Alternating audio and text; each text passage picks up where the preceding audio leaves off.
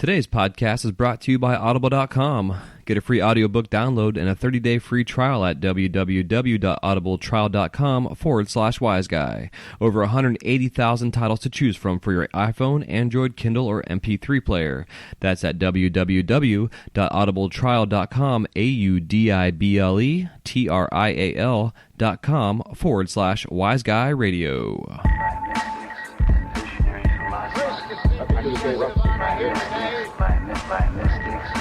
Best to say that I welcome this kind of examination because people have got to know. We can get a party around the world, and I believe that if we can get ambassadors who can speak the language, bring students. What's up, everybody? Welcome to the Wise Guy Radio Show, episode numero 21. Thank you so much for joining us today. I am super fired up for my guest we have on today is Steve Sizelove. Steve has been a major influence in my work for the past 15, 16 years, and it has been a lot of fun to see his journey. And also, last few months ago, I took a class from him. That was actually a collaborative class between himself and Coyle, and all I can say is it was the most unique, beneficial class I have ever done. It was amazing. So just a quick little background on Steve Sizelove. Steve was introduced to the Flame in 1995, and through that point in time, he was immediately hooked and fell in love. He was going to some school and taking classes at the Milwaukee Institute of Art and Design, and through the glass blowing, he decided that school necessarily wasn't for him in terms of a regimented college classes, and that really what he wanted to do was by getting a higher education was by going and learning from some of the best in our industry. Artists like Robert Mickelson, Roger Paramore, Millen Townsend, Italian master Lucio Babacco. And Lucio Babacco, I don't know if you guys have seen his work before, but you have got to check him out. I will actually put some links on the show notes for Lucio. He's been featured in many museums and galleries. He's taught workshops and classes. He was featured on HGTV several years ago with his goblets, and a lot of folks out there that saw that and only know Steve's face from that show would not recognize him now. He looks completely different, which I think is pretty awesome.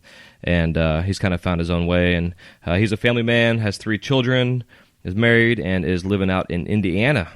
So that being said, I will now go forward and introduce you guys, without further ado, Steve Sizelove. What's going on, Steve Sizelove? How are you, my brother? I'm doing well. How are you doing this morning? Pretty good, man. A little groggy and tired, but other than that, man, loving life. Can't complain. Nice. So, just kind of a background of my perspective on your work, man. You've been a major influence in my glass pretty much through my whole career. I started back in '99, and first seeing your work in like Glassline and on some major publications and the internet, and it's like, who the hell is this guy? And this is even before I knew anything about your functional work and just your your goblet making stuff. And so I was always really inspired by your Venetian-style glass, the colors, the brightness of it, the symmetry, like everything, man. Like, always was very sexy to me. And so that being said, like, what was it that initially introduced you into the glass, to the flame? And then where did that style come from? Well, first, let me say thanks for your kind words and for having me here and chatting about this glass stuff with you today. Hell yeah, it's an honor. So I'm an art school dropout. I moved out to Colorado, and my neighbors were in the beginning stages of learning some flame working, and they needed some help getting oxygen and things like that, and I helped them out. And then when they started getting good enough that they were selling pieces, they were making pipes in a little metal shed next to their trailer at 30th and Valmont in Boulder. It's kind of a crazy little ramshackle little situation with 3 of us sharing a national. Wow. But they started getting good enough to sell some pieces, and as a thank you for helping them out, and also knowing that I was an art school dropout and then maybe I'd be able to have some skill with it, they gave me the chance to learn. And we shared a national for a few months, and then we shared a minor burner for a little while. Altogether, we were about 3 months in this little metal shed next to the trailer. And then we rented a space in the North Boulder warehouses, and we were really reluctant to rent a space. That was back before any functional work was widely available. I mean, you couldn't even find it in shops. It was pretty much just dirty tour kids that were coming through that had pieces. So we were really kind of sketched out about the whole idea of renting a space and being that high profile to be making pieces. Yeah. But anyways, we did, and there was no big deal to it. Then we, all three of us together, formed Diablo Glass, and we really kind of pushed that hard in Boulder through the 90s. And then in 99, I decided that doing a lot of production and managing a shop with, at that point, we had like 10 people working for us. Wow. And that was really kind of distracting me from making good work and just the whole party culture of Boulder in the 90s. And managing a shop made me realize that if I wanted to get serious about my glass, that I needed to go do something different. So yeah, then that's when I moved back to the Midwest with the expectations of going to the Appalachian Center for Craft and studying offhand glass blowing. Okay. But I really didn't have my act together and didn't really plan well. And next thing I knew, I was around the Midwest for a little bit longer than I had expected. And I had a small studio set up in my garage. And then met my wife and had babies. And now I'm still here in Indiana. And in the middle of all of that, from the beginning until where I am now, I took some classes from some folks, from Kevin O'Grady and Roger Paramore and Robert Mickelson and Lucio Babacco and Mylan Townsend, and have had the good fortune to befriend a number of more established glass artists at the time, like the artists from the 90s era. And that really pushed my desire to make good work. Yeah, man, I can see that. I can see that in your work for sure. Like just the quality and the craftsmanship, especially those names. Taking classes from those kind of guys. You know, it's like that whole circle of five concept that your influences in your life and who you are generally are the people that surround you. You know, and to take classes from those guys, especially at that age, to seek out that knowledge at that young age it's amazing. It's awesome. Well, we were really lucky. The three of us were lucky that being in Boulder, Glasscraft was nearby. Okay. And we befriended the folks at Glasscraft, and they were really one of the only places around at that time having classes even. Huh. So I really feel like me and Glass it's been a lot of really good fortune and a lot of good luck in regards to all of that coming into my life, right? And making something out of it. I mean, as an art school dropout, I never knew if I was going to do any work again. Never really knew, I don't know, what my creative focus was. And, and Glass became that for me. And having the opportunity to study with those kinds of artists and have them as an inspiration, I feel really fortunate for. Yeah, it's awesome. I know, like myself too, like in terms of my background education-wise, I never accomplished a degree. Well, I shouldn't say that. I got my EMT certification. I was going to go do the whole firefighter paramedic thing until I was diagnosed with hypertension and blah, blah, blah. My doctor's like, yeah, that'll kill you. So I decided, in your sense too, to seek out art classes at the college level, you know, to just better myself, because I've always wanted to be a professional artist. And like you're saying, you know, I've tinkered with painting and drawing and shit. And for whatever reason, man, the glass is my medium. You know, it's just such a weird, ingrained in my soul almost. Like it was what I was supposed to be doing once I first turned the torch on. It's very weird. That's awesome. You know, it's really strange. That's a good feeling for sure. Yeah, because like there's a lot of cats out there that I see that can't draw a stick figure to save their life, but then you see them create some stuff out of glass that comes out of their head, and it's like, holy fuck! Like where'd that come from?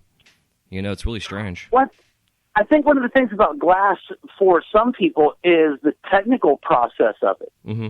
So you can be creative, but you can also follow a technical process or a formula. So people that have kind of different creative skill sets can find find the process as I'm not going to say a crutch, but as a point to begin the creative process, or to begin the work of layering on the creative ideas. Right. It's almost like engineering, because like I wanted to get into architecture and engineering. I've always been fascinated with just building design and how they came together.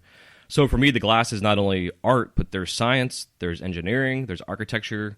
There's this whole left and right side of the brain kind of merging together for this giant creativity type thing, Totally. It's pretty cool. Especially look at like, Buck and Banjo, like those cats, what they're doing. It's like taking small pieces of glass and making this incredible, gigantic feat, whatever. It's just, I can't even talk about it sometimes. It's just mind-blowing, Flame working is pretty unique to glass, or unique in process, how you can create these very organic shapes and then combine them into much larger elements. I remember the class that I took with Roger Paramore at Glasscraft. This was probably back in '97. He was going on an excited tangent about that whole idea, about the possibility of scale by building many components, and then because flame working in borosilicate especially is so forgiving that you could assemble things to a scale with boron flame work that you couldn't ever dream of in the hot shop. Yeah, exactly. Just by the component aspect of it. Yeah.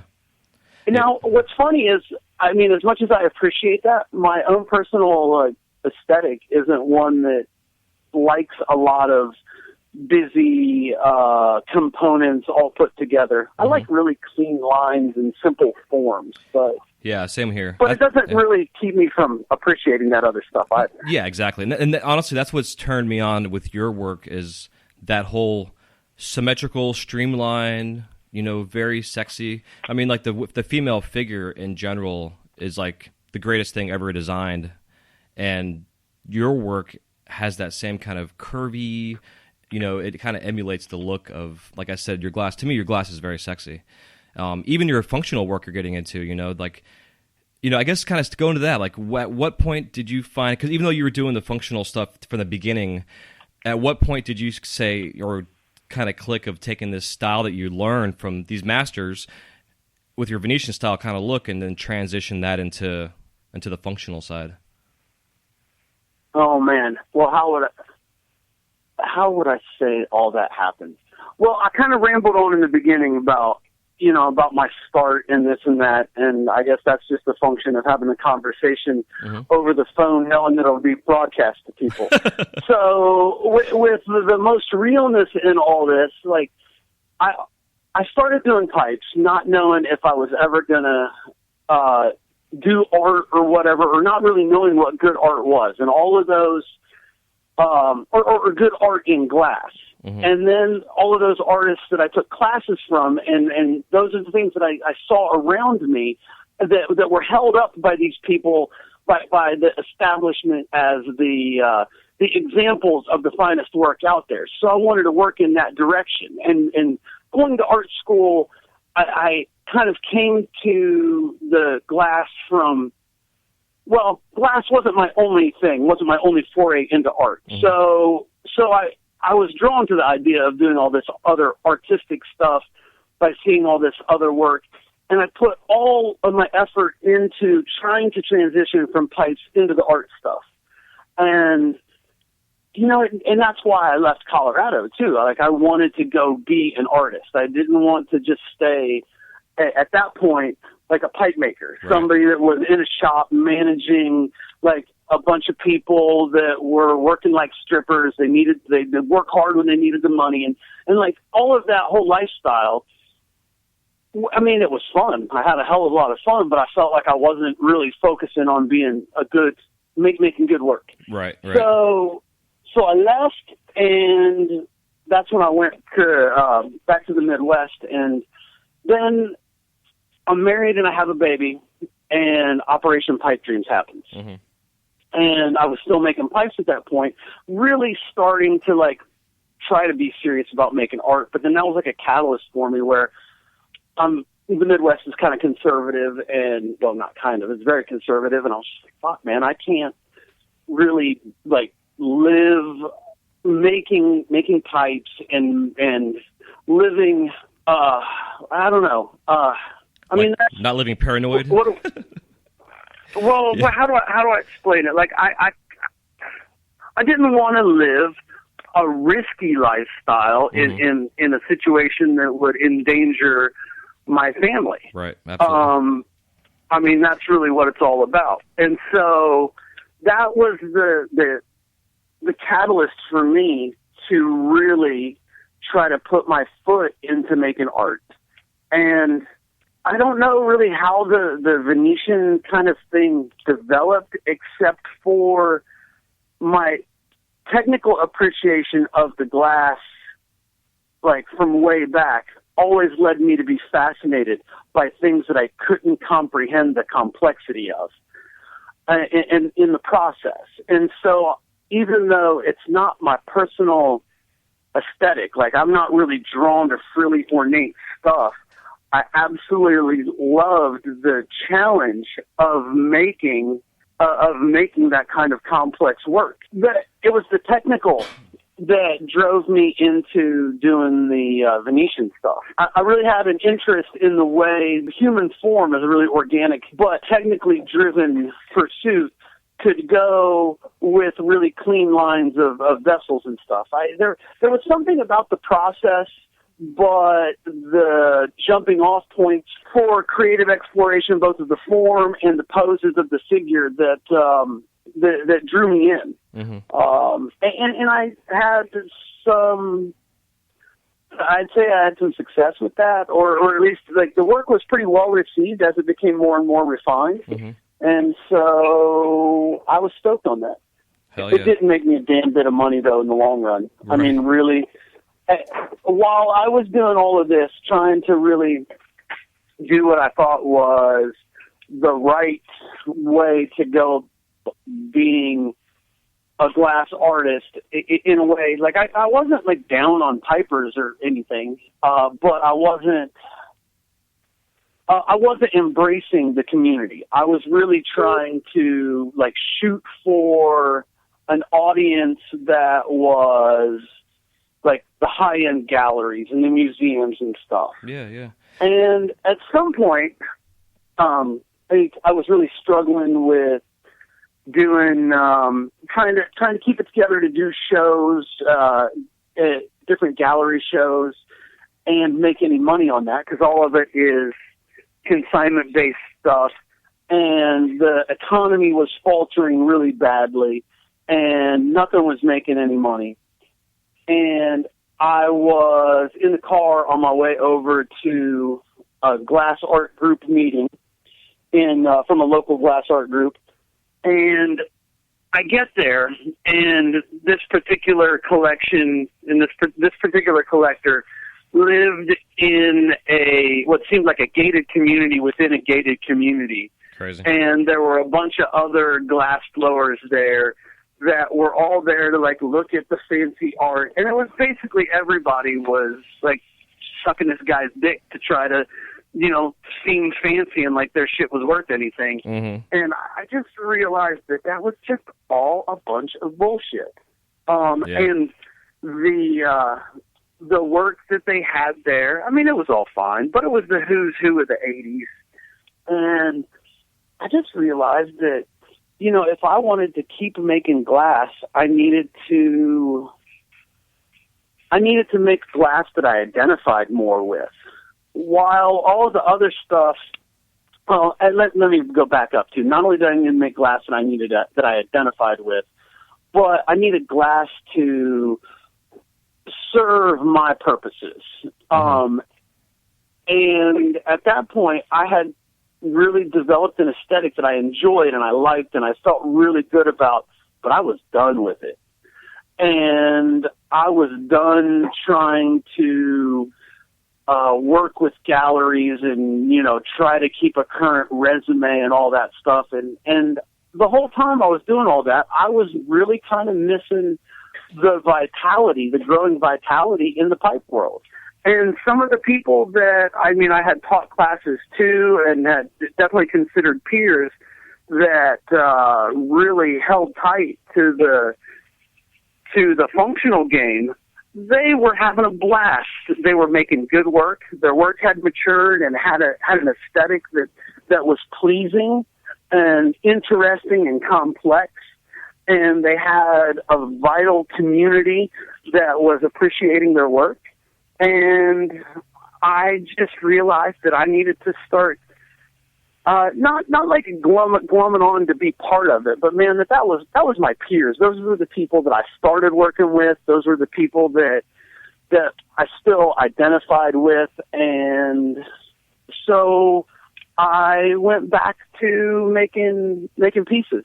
I still did it kind of underground for a couple of years, but then I got a lathe and really kind of went full bore into stuff once I got the lathe. Hell yeah! I got a lathe for free from the local college, and it was like a gift that I can't even really describe how much it reinvigorated my love for glass by having the opportunity to learn something new. And then to bring it all full circle, then that's when I kind of realized that my love of form and shape and like just the silhouettes of the glass, all of that idea about the way I visually construct pieces was completely transferable into the lathe. So now, even though some of the stuff I do is kind of scientific looking, I don't really even see it in that way. I see it more as the bottles and the vessels that I was doing back in the mid-2000s just changed up a little bit. It's weird, but I'm really enjoying the work. Yeah, bro, I agree. That's why, I remember when you first came on Instagram, and I was like, oh shit, Steve Sizelove has an Instagram. And then I was like, oh shit, he's making some amazing pipes. Like, I was completely blown away. Because I honestly, now that I'm getting to know you better through, the classes and what have you, like, you just said Diablo Glass. Like, I remember Diablo Glass. I remember I can see the catalog cover in my head with the big, devil guy on the front, And knowing your background now through that, and then it's for me too, it's kind of weird, but being a fanboy in a sense of your work, it's making a full circle for me now with seeing where you come from and where you are now. Because when I saw your Instagram and I started seeing what you were putting and what you're making on there, it made total sense to me, dude. Like, it was like he is in where he needs to be. And it's also nice, like you're saying too, with social media, the way laws are changing, the way our industry is moving forward, the whole nine yards, there's such a vast appreciation. I mean, fuck, bro, I never even in a million years thought I'd be doing a podcast on glass blowing. I've always been a teacher, but because of the way things are going, I felt drawn, like I had to do this show because people are looking for this type of stuff, and to be able to like yourself expose your work to other people out there that have no idea who you are is such a huge opportunity for myself, but for you and for everybody else out there. So backing up a little bit to social media, when you first came out, I was like, this is fucking amazing. And then to see the comments and the likes, and then the more appreciation for people are like, who the hell is this guy? And then they start going back and looking at your old work, which is kind of fun too. So for instance, when we were taking that class, they were bringing up the whole HDTV That's Clever show you did. And, it's hilarious, bro. But it was like, you gave the country an introduction into what stick stacks and shit that was. I remember doing that stuff, getting so frustrated because my rubber bands or something was popping off and my rods would fall everywhere, you know what I mean? Like, but seeing you do this on TV and then seeing, like, I just watched this before we got on the phone, and, I hadn't seen it before, but the piece broke on you, which is awesome. I even told you in the class we took, you're making that female figure, that bubble trap female figure, and it cracked. And I thanked you. I mean, it was kind of a shitty thing to say, but I was glad that happened because it gave myself a perspective that I've been doing this for 16 years. My shit breaks all the time, and so does yours. So it's just part of the game. It's just, it's the way this shit is. The people out there don't see what goes on behind the scenes, that this may have had a crack in it and we fixed it. You have no idea. But the fact, coming from an artist who I fine-tune my craft and I love what I do, to see you, who's been an influence and an inspiration of my work, going through the same struggles, it's pretty badass, So kind of to transition forward a little bit, now that you've gotten your style and your look, what was it that started the whole bubble trap concept and that whole technique? Okay, well, I was teaching a class at Halo Glass in Fort Collins, Colorado. It was probably 2007, maybe 2008. I'd have to go back and look. But anyway, Brad Wilson that has that shop that had me out there, he does a lot of galaxy pattern stuff. But he also, I don't know where he got the screen, and I don't know who gave him the heads up on the whole process, but he did some bubble trap stuff and showed it to me, and he mixed it with the galaxy pattern, and I didn't, it was cool, but it wasn't, it didn't look like it was refined all the way, but it had a lot of potential, and he gave me a piece of the stainless steel screen that I use as my mold for the core of my bubble trap. Mm-hmm. And I took it home and started playing with it and kind of developed that pattern. I mean, it took me a while to get it down. Like, the first preps were pretty small, and, yeah, there was a lot of trial and error. But I was really looking for a pattern that was unique and didn't look like everything else out there. That's part of what drove me away from pipes for a while, was that all the colors were the same, all the patterns were wigwags, everything was like a Sherlock kettle bub. I mean, everything had a horn on it. I mean, everything looked the same for a while. I mean, and that's not entirely true. But I know what you're saying, though. I agree. And so I felt like with the amount of work, and this was in the mid-2000s and earlier, the amount of work that people were putting into their glass, and for the amount of, I mean, it's not about the money, but for the amount of pay that people were getting for the amount of work that they put into stuff, I mean, you could work for a whole week on a piece and have pounds of color in it and maybe sell it for $1,000. Mm-hmm. Now, my point with that is, if you do all the math, you're basically, with overhead and all that, you're working like minimum wage. Yeah. So the part of the drive for me was to find a pattern that was unique and fresh, and that I could do in a way that that was sustainable. I mean, so I was kind of not driven, but I mean, I was kind of uninterested in the pipe thing for a while, so that's part of why I did the art stuff. But then when I came back to doing pipes, I didn't want to be in a situation of spending so much time doing work that looked like all the shit everybody else did. Yeah. So when I found the bubble trap, or when I was introduced to it, like I said, it was a bit of an evolution, probably about a 6 month of evolution of messing around with it, but I saw the promise in it and what it gave me, and I kind of ran with it, did my best to develop it. And I'm still working on it too, because fuming is one of those things that, and you can always learn more about fuming. Mm-hmm. And then the combinations of, well, there's just so much to do with it. And the cool thing about the bubble trap for me is that the fuming gives such a range of color that it works so well with accent colors.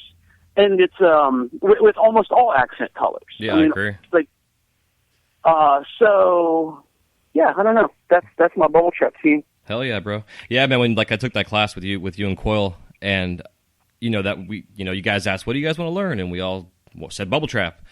And that was the first thing that you showed us, dude. And I mean, I literally threw my hands up in the air, and I was like, that right there just paid for my entire class. That one, just you showing us how you did that, bro. I was like, holy shit, that is fucking amazing. It's so simple, but dude, I have done it several times, and it is not easy. Like you're saying, like even you're still fine tuning it. I like the idea of taking techniques that I learned from other artists and then making my own perspective on it. I'm not going to do, like, I will not make a Steve Sizelove bubble trap looking piece ever. But I take the technique and I do other things with it and try to experiment. Even like I've gotten some different types of screens I've been trying to use to play with the different traps and, different fuming. And, it's such a neat concept. But for me also, it's very traditional in the old Venetian style looks of like the old, Raticellos and stuff with doing the bubble traps and that. So for me, it goes back to 300-year-old techniques that we're all being influenced on a daily basis. It's like seeing Jason Lee now, getting into the Millies and stuff and his work. You know, it's neat to see the guys that have transitioned through the past 15, 20 years of our industry that are now really focusing on the tradition of what we do, that being a glass artist, not just a pipe maker, not just a goblet maker, but an overall aesthetic line of work as a glass artist. And part of my show is to influence our new guys out there and gals that are making pipes, because for me, and I'm sure yourself too, you learned a lot of your glass by making pipes. It really taught you the medium. But not get stuck in the niche of just being a pipe maker. It's good money, it can be great money, but you need to learn the medium. So that way, you know, Joe Blow McGillicuddy can make whatever the hell they want to make, technically, in a sense, you know? Oh, totally. Well, and that's to like understand where I am with things. That's part of why I felt so estranged from the pipe world for a long time. I mean, and I'm so glad it's different now. It's so like I feel like I've come back to the pipe world into a refreshed place of being, but into a refreshed pipe world, into a refreshed me. But for so long, pipers were only interested in pipe stuff. Yep. And in the old days, when we didn't have the internet, we had to look to the other shit that was out there. And that's when we saw all this other stuff, and there wasn't very much out there, or nothing out there that really held up flame working. Yep. And so when the internet grew and flame workers were able to kind of feed off of each other, it kind of became an insular community for a little while, which did a lot to really further that community feeling and that idea of movement. But for a while, that community wasn't really engaging with the history of flame working and with glass or art in general. But I'd say within the last 5, 6, 7 years, the level of maturity in the work, like a broad-based maturity in work has increased, both visually and the way that I think people are approaching things and the things that inform their work. Like you said, Jason Lee doing all the Murini and like doing it fucking exceptionally well. And you can't do that shit without really going in and understanding, geeking out on the history of it. I mean, that's not just like a cursory level, like I'm going to just fiddle around with this. That's like full-on geek kind of shit. Yeah. In a good way. Oh, yeah. That's I think, the whole glass geek concept is what's fun with our industry. Not only the artists are like geeking out on this stuff, not everybody, but the majority of us that are passionate about this, but so are the clientele out there, the people that buy our stuff. You know, it's so much fun to see. I mean, it's silly at times, but it's fun to look through social media and see people just having a fucking blast with their glass. Like, you know, they got rooms that are dedicated to their art that they've been collecting. And you see kids out there that have hundreds of thousands of dollars of collections. I mean, it's fucking mind-blowing sometimes. But it's so awesome. And it's funny to think that some of them probably started, too. Now even all the collectors are really knowledgeable about the material. They probably started off with going to a shop and getting sold a triple blown piece at some point. Exactly. Yeah, dude, I want to eradicate that term. That's my very first episode. I said we have got to stop the double blown, triple blown bullshit. We got to get rid of it somehow. Oh, it's funny. I mean, who knows where that came from? I mean, in what kind of dumb shit sticks, too. I mean, we still have a little bit of that. Yeah. I mean, you know, fads are fads, and terminology is determined by, I don't know, by the fads and all that. So, I mean, I don't know. But it's such a neat time to be making glass. I mean, there's market vitality in it, and I won't lie, that vitality creates a level of energy that in so many ways is positive, because people are able to live good lives, and in doing that, they're able to really focus their excitement and energy into the material. When artists are, and you know, I guess I heard the term thriving artist instead of striving art, or thriving artist instead of starving artist recently, and I thought that was great, because starving artists, I mean, you know, that's that kind of stereotype of the struggle, like that creates real shit, that struggle. But sometimes the struggle drives people down. Yeah. And really can break people's soul. But when there is a thriving market with what we do, then people are able to take their energy and their excitement and focus it back into the work instead of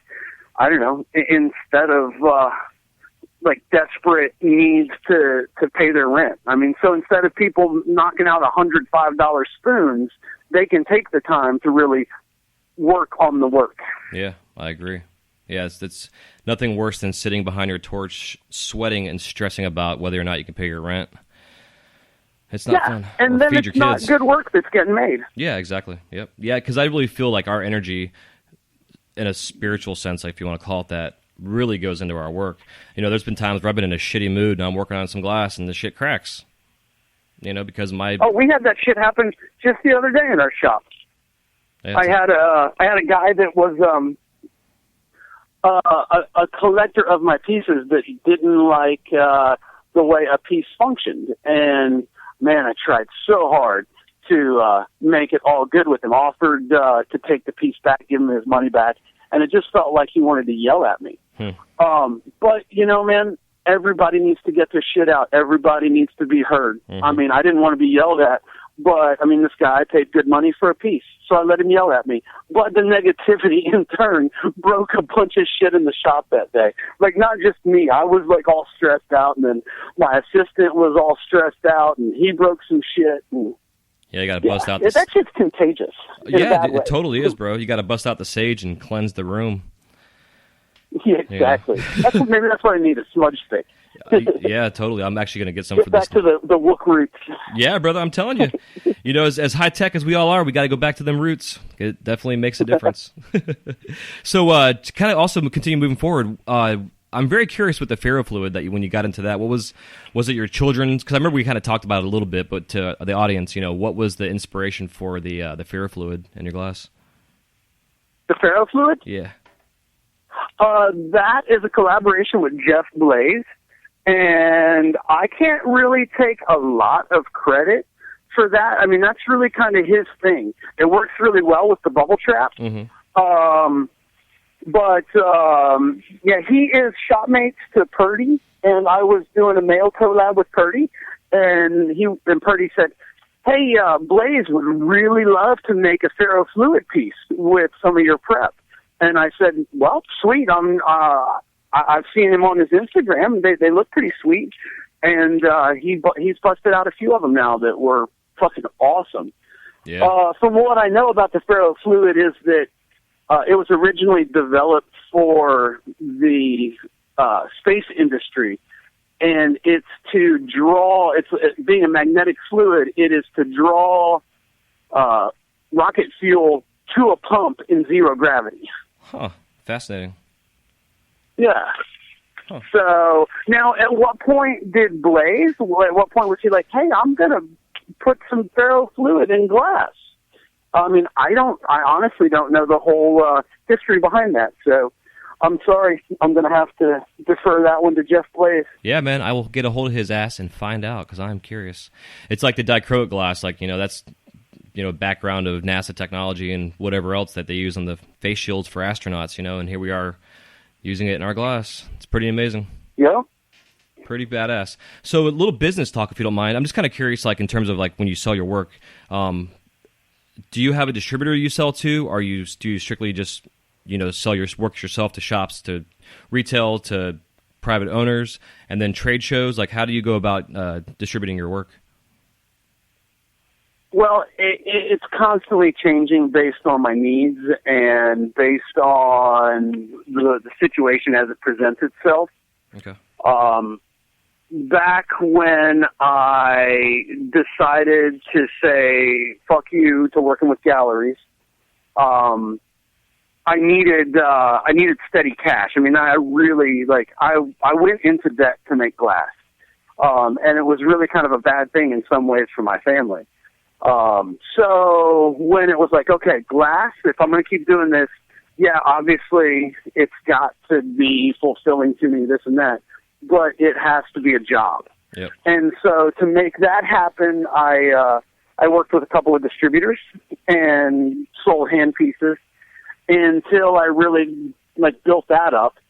And then I was able to start working with stores, because I had stores ages ago that I worked with, but doing art stuff, I really didn't keep any of those contacts active. So I had to rebuild a whole customer base. Right. So after working with this distributor, I built up stores that I worked with that did not work with the distributor. That was one of the things that was really important to me, not to piss where I was eating. Mm-hmm.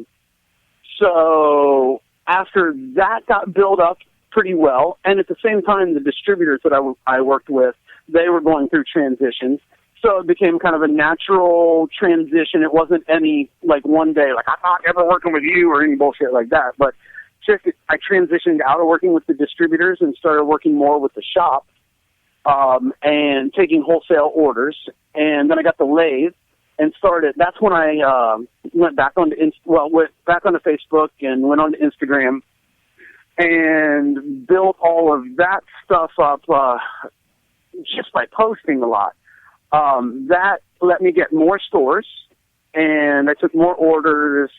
Then I did Glassroots last year. That was actually the first trade show I ever did with functional work. Huh. So I did that, took more orders, and kept taking orders, and took orders through March of this year. And I just got to the point where I was having an absolute hellish time accurately gauging the amount of time that it was going to take to fill orders. And I got myself into situations where I had taken orders and I didn't really want to do the pieces after I'd taken the order.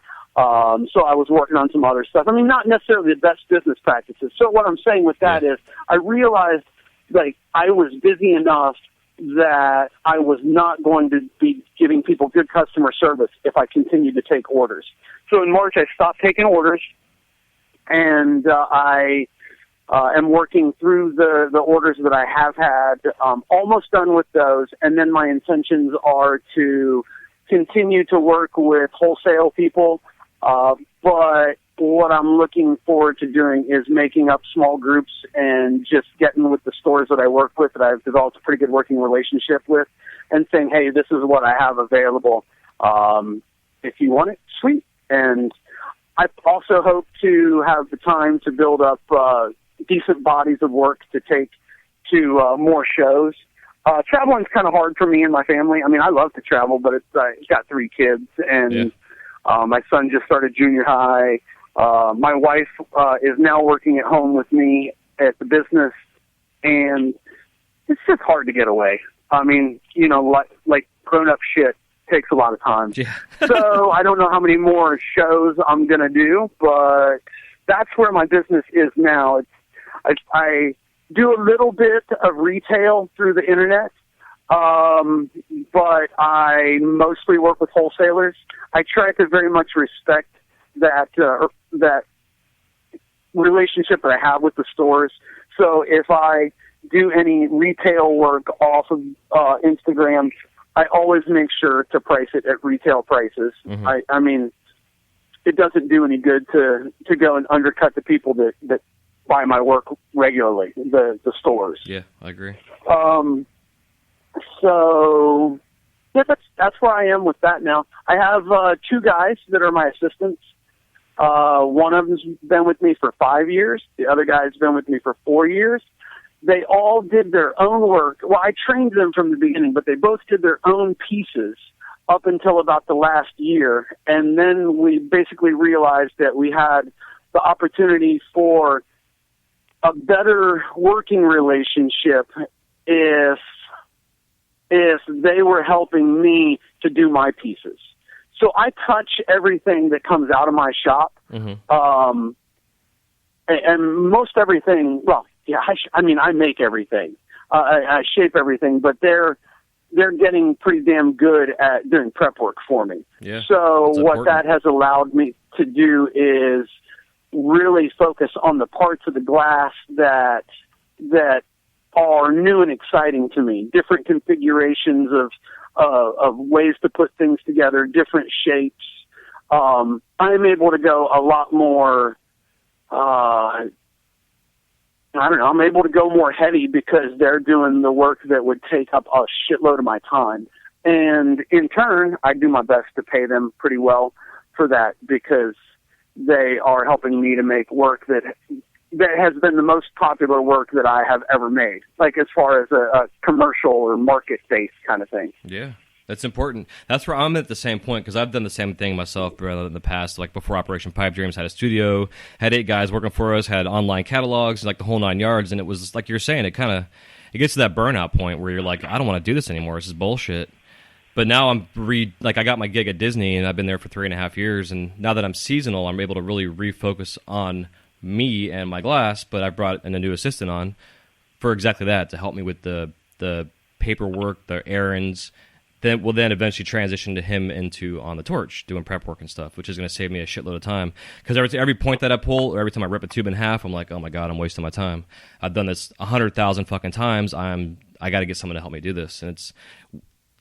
People out there that are new shouldn't just jump into that. They need to go through the process of making 50,000, whatever, and then you get to a point where you bring an assistant on. Like you said, you've had yours now for 4 or 5 years now, so you're at that level where you can bring somebody on, and you need to, and you should at the same time. Yeah, that's important because, like you're saying, you can focus on the art. You're not focusing on prep. And I think it was a hard thing to get to that point. To a couple things, to get to a couple of people that were competent, that I felt could do the work. And man, I live in a place where there are not a lot of young freewheeling people that have a lot of time on their hands. So both of the guys that are working for me needed real jobs, and they took some big sacrifices in not making shit for money when they first started. Because I couldn't pay them much. Right. So, I mean, there aren't very many people that can take on that kind of risk. They can be like, I'm not making shit for money, but I'll do it. But to get to the point where I felt comfortable enough with their competency to really include it in my work. I mean, like I said, it was really 4 years of the one dude working, making his own pieces and helping me with some prep before I really felt like I could really use it in my own work.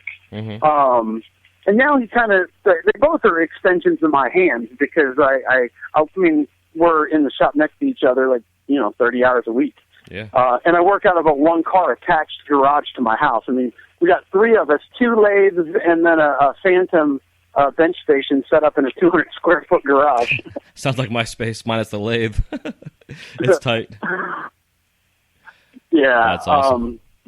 It works though. But what I was going to say about that, though, is since I got to the point where I felt comfortable about what they were making for me, then I had to go to the point of, like, man, how much of this is really my glass? And you know what? I realized it really is all my glass because, like I said, I am shaping everything. I'm finishing everything off. And then I realized that, I mean, that's kind of the tradition in art in general. Not too long ago, they had a segment on NPR about art forgers, and then there was another thing about, I forget how the two came together. But anyways, they were talking about the history of students in studios, in painting, and the history of how the students and the apprentices in the traditional painting studios would help prep the master's work. They would prep the canvases and mix the paints and all of that. And I kind of realized that without intention, my studio and my business model has begun to emulate traditions of the past. Yeah, that's awesome. And that made me feel a little better about what we were doing. Because sometimes I feel like things have got a little too commercial, but at the same time, like I said before, that gives me a level of energy and vitality that I have not had with the work in a long time. I mean, I've gone through those births and deaths with glass probably like 3 different times. I mean, a lot of lifetimes and changes. I enjoy glass more now than I have in a long time because of being willing to take risks and let things change. And when I've learned recently that in addition to just having people help me, by working as a team and meeting the needs of the 2 guys that I have helping me, then all of a sudden there's a synergy in the shop where we're working together for a common goal. Yeah. And that's pretty fucking awesome. Yeah, that all of a sudden makes it about something more than just me and my glass. It becomes about, being part of something that's alive. Yeah, it's true, dude. I agree. And the whole team, but also what's fun too, like on the, I guess I don't want to say financial side. I don't know really how to explain it, but the fact that you're able to help these guys live their lives, you're able to support them, you're able to pay them money, pay whatever, that they can pay their bills, and they're happy. You know, you're because of your work and your struggles and what you've gone through. Now you're at a point where you can help these cats out. That may or may not. I'm a job creator. Yeah, exactly. Hell yeah. I joke about that, but sometimes I'm like, holy shit, that's true, and it's fucking awesome. Yeah, it is. Absolutely, man. It's amazing. And these guys they may or may not go through the struggles that we've all gone through because they have you and, you know, as their master per se. You know, it's they're very fortunate. I would love to sit in your shop for 5 years and learn from you, bro. That'd be fucking amazing. Oh, man. You'll hear me bitch and whine about a lot of things, so I don't know. Hey, dude, I bitch and whine all the time, bro. We'll do it together. It's all good. Oh, man. Hey, I appreciate the opportunity to share all this with people. I mean, I don't know. I don't know if it helps anybody to talk about what I've done and not done, but, I mean, you know, it's fun to talk about, like, all of the change that I've seen and, I don't know, the inspiration of my glass and all that stuff is, I mean, that's kind of cool and all. I mean, yeah, but it's the journey. I don't know. I guess like from my years of taking shit too seriously, I try not to take shit too seriously now. And so if in the beginning of this conversation it seemed like, I don't know, maybe not planned, but, you know, awkward. It's because I've had these conversations about the beginning of my glass with people before and stuff like that. And sometimes you don't really know what to include for people. But, man, my point with rambling on again is that it's just nice to be able to share the love and excitement of glass with you, with the other people that are listening. And I feel fortunate because, like I said, I've had, you know, a good up and down, like probably 3 different times, at least, in my 20 years. I've been doing this shit for 20 years this year. Wow, that's and awesome. So for me to still be doing it, I'm like, wow, man, I'm so fucking, man, so blessed. Yeah, it's true, brother. I count my blessings every day. The fact that I can get up and come out of my studio and turn all my kiln on. And, I mean, I literally, bro, I usually work in my underwear. I mean, that's all I usually ever wear. You know? Well, you live in Florida, dude. Yeah. It's like, I mean, you're making butt soup all day long. Yeah, man, if they can make a Kevlar sock of some sort, I'd wear that bitch all day long, you know?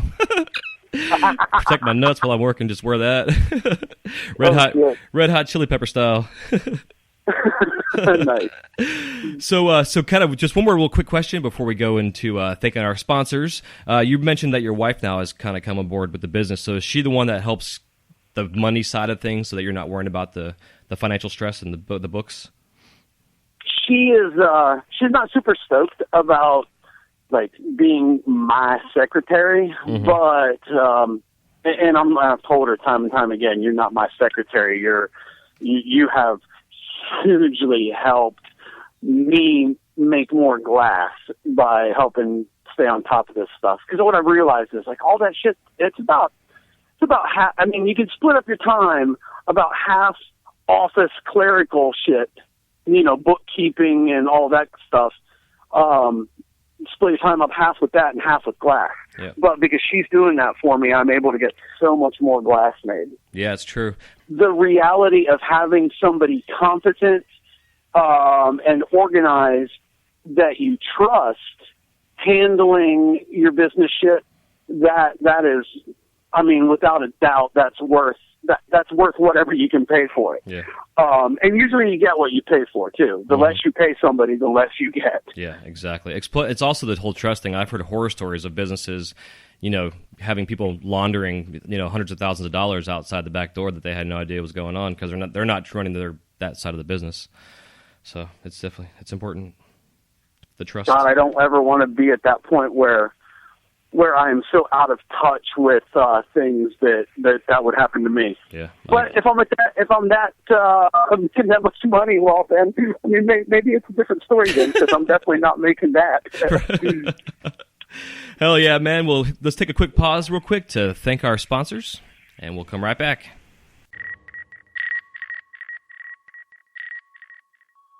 This episode of the Wise Guy Radio Show is sponsored by Wise Guy Media, a new company dedicated to showcasing the talents and offerings of their customers through podcasting, eye-catching graphics, logo, and customized web design.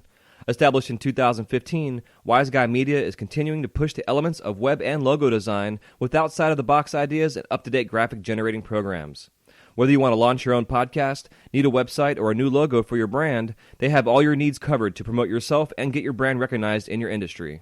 To see what they've been up to, check out their site, www.sonyermedia.com/wiseguy, for a sample of what they've been doing to help get this podcast off the ground. That's www.sonyermedia, SANYERMEDIA.com/wiseguy. Now it is time for the most exciting part of the show. It is time for the lightning round. And the lightning round consists of a couple of questions, 5 or 6 questions here, and each answer can be anywhere from 30 to 60 seconds long. And if you want to expound upon the answer a little bit longer, that is fine too. But, yeah, man. Here we go. So, Okay. First question is, if you could work with any living glass artist that you haven't worked with before, who is it and why? Skip. I'm going to skip that one. Okay. Yeah, I'll come back to it. Okay. Yeah, that's why I want to ask it, because I'm not looking at like pulling any name out of a hat, but I'm just curious, because there's a lot of amazing artists out there. I could list 50 people right now. Well, and that's the thing. That's why it's so hard to say who I'd want to work with. Yeah. I mean, do you want to work with somebody because you'd go have a lot of fun with them? Or do you want to go work with somebody because you'd make some really badass glass? Mm-hmm. Do you want to go work with them because it's an opportunity to go to a different part of the country that you don't get to go to? Do you want to work with them because you want to maximize the amount of money you can make for the amount of time that you're going to be working? I mean, to answer that question is so hard because there are so many different reasons to go work with people. Yep. That's why I ask it. I mean, is that a fair answer? Dude, that's perfect. I mean, that's not a lightning round answer, but... Hey, it's an answer. It's good. So, okay. Number 2, if you could describe the sound of glass cracking in one word, what is it and what and why?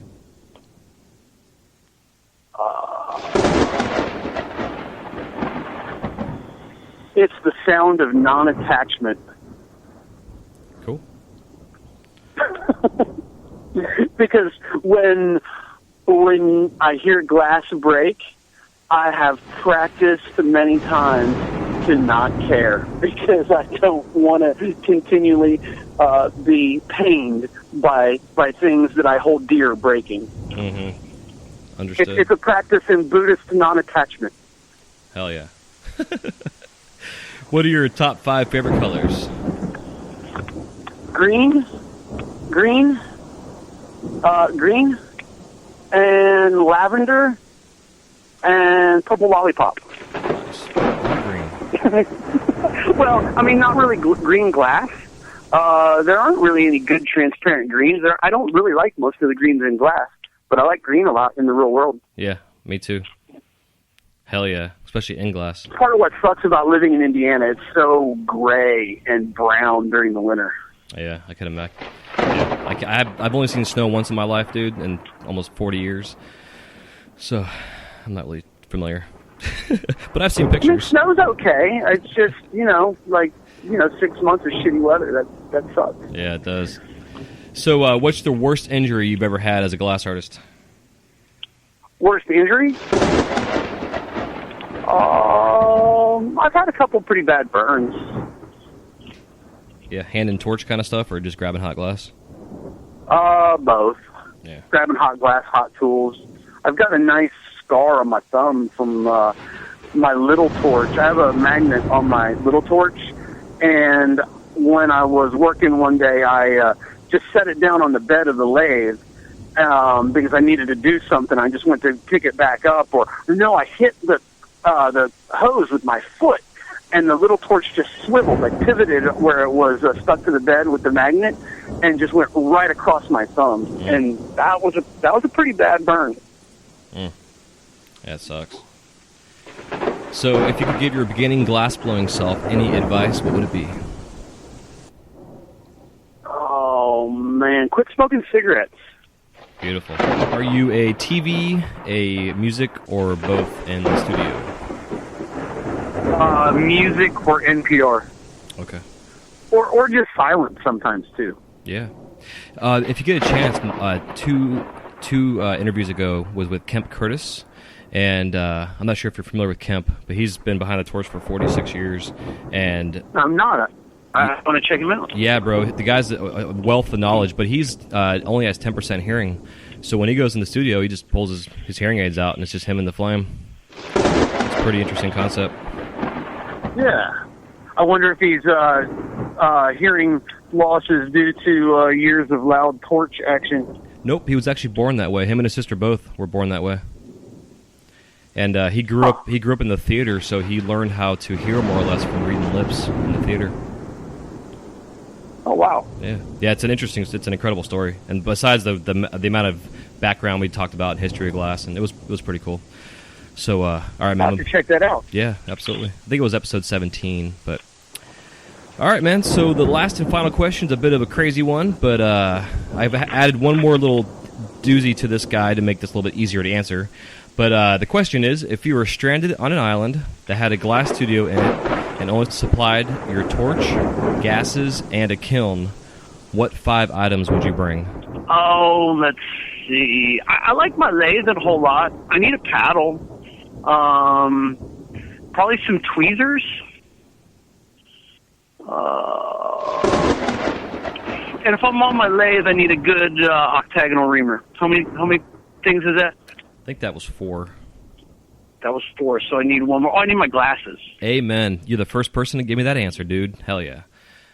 I was hoping out of anybody you'd give me that answer. Cool. Yeah. I mean, those are they're kind of like, you don't think about them because they're on your face. You don't really see them. So, yeah. But yeah, you can't do shit without them. Yep, exactly. And finally, before we say goodbye, if you could give us how we can get in touch with you through social medias and websites, and also if you can give any parting piece of advice.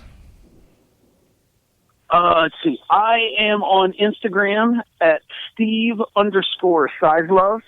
I'm also on Facebook, but pretty much Instagram is like the best way to go about it. And then kick me at Steve Sizelove, like all one word. I don't generally answer email these days. I mean, not that I'm opposed to it. I just don't really do a very good job at juggling all that shit.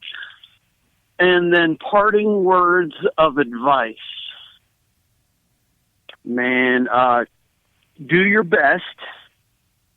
Know what the best is, and do your best.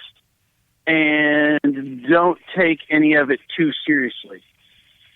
Don't ever think that you know all the answers, and I don't know. Don't take this shit too seriously. Hell yeah, I agree. Well, hell yeah, man. It has been an honor and a privilege to get on here and talk glass with you, brother. It's been a lot of fun. It's an honor to me that you would want to listen to me babble on about all this random kind of stuff, but I appreciate the opportunity, and I hope the best for your glass and for everybody that's listening, too. Hell yeah, man. And I had to get my ass out to Indiana to come play with you for a little bit. Awesome. Welcome anytime. Yeah, dude. I appreciate that, brother. And go plug your phone in, and we will talk soon. Yeah, awesome. Let me know when this is up and listenable so I can make sure to avoid it. Because usually when I hear this kind of shit, I'm like, oh, God. you know how that goes. Well, maybe you don't. Maybe you don't mind listening to yourself. Otherwise, doing the podcast would be kind of rough for you. I don't know. Yeah, you know what? The very first episode I ever did, I went back and listened to it. And because I had never really listened to myself talk before like this, it was like listening to another podcast. And it was, I liked that was how it was because it made me realize that I was doing an okay job at this because this is all new for me. Nice. So. Yeah, that if you can have that level of just observation about it, that's great. Hell yeah, yeah, dude. And yeah. See, I was just going to say thanks again. I thought, we've had a wonderful conversation, and dude, you're welcome here anytime, man. Awesome. Not that Indiana's a good place to visit, but hey, it's the home of Steve Sizelove, brother. I'll be out there. Right on. All right, brother. Well, happy melting, and we will be in touch. Awesome. Thank you very much, Jason. Take care, man. Yeah, man. Take it easy. Peace.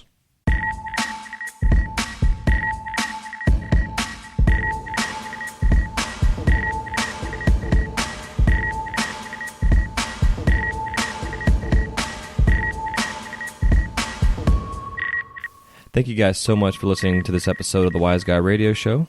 If you have any questions, comments, or remarks, please leave them in the show notes page area where it says comments. We'll see you soon. Have a wise night.